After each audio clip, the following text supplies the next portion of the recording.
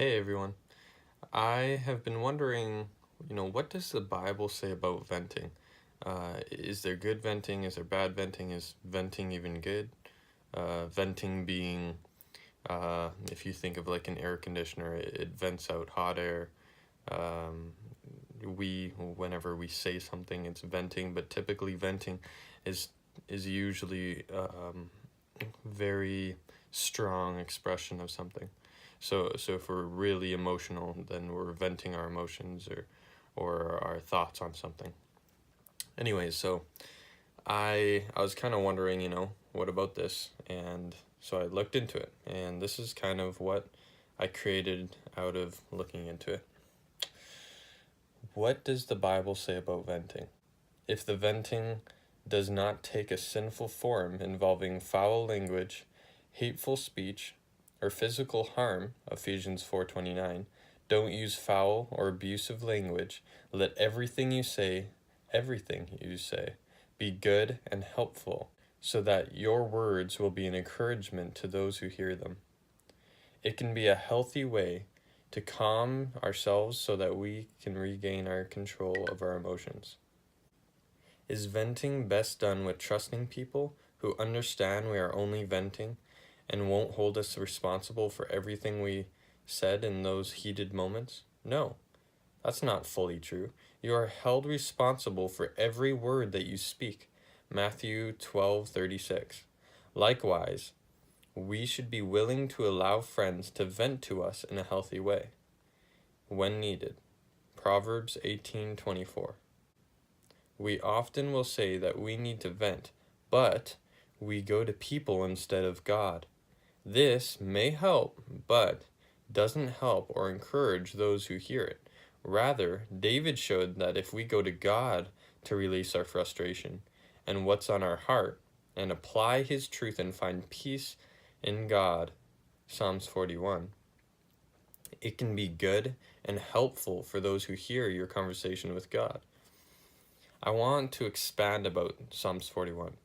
I really like how he doesn't say what they need to do better or anything of that type. He simply speaks where they are going wrong in a good and helpful way, which brings encouragement to those who hear. Then talks about how great God is, and in that way, bringing it before God. This really helps with sharing what he feels God has put on his heart to those who read it because it's detailed and to the point while glorifying God and showing the truth, which brings peace. Well, you could say, would it be wrong to vent to a person after venting to God? It wouldn't if you were following the principle of Ephesians 4:29 and walking it out in a healthy way. Let me ask you a question to ponder. What do you believe would be better? A person that comes to you and speaking the truth in a healthy way, which is in peace, or someone coming to you and speaking the truth in an unhealthy way, which they're not at peace? It looks like this. Two men are in deep mud, and only way out is to look up and see the rope to pull up on. The first man said, if this second guy would just get free already, it would change him so much. And yes, I know I have my own issues, but I hate seeing him so lost. The second man said, God, I am stuck, and I don't know a way out, and I'm not the only one either. But I know that you are my God and are bigger than this. You created the earth and all that's good within it. You even created the universe that goes forever above. As he said that, he looks up to marvel the vast and great creation of the Lord. As he did, he sees the rope and pulls up on it and gets out. The first man hears the second man say that. The second man looks up, and so does the first man. I say this because we so often look at other people's issues that we haven't overcome yet. Matthew 7, 1-6. Why does this matter? Because one of the reasons of a bunch of people in church and in general are stuck is because of this. They judge others for what they themselves have not found freedom from.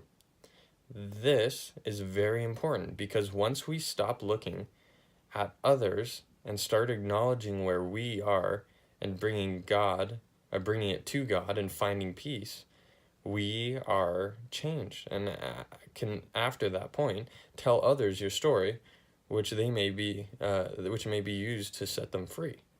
We need more people that apply the truth and then tell the truth that they live, rather than people that don't apply the very thing that they teach.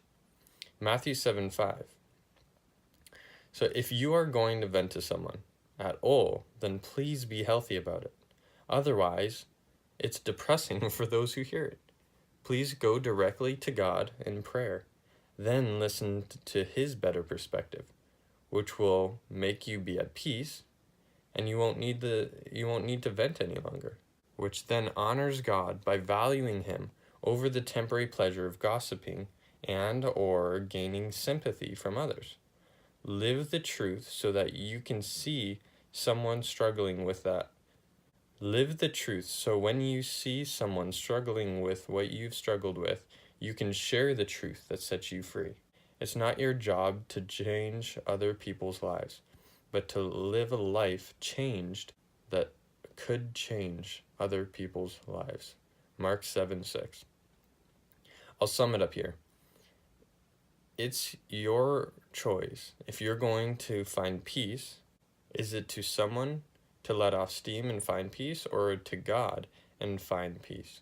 If you're going to God and seek his perspective, then you can share what God's perspective is to those who need it.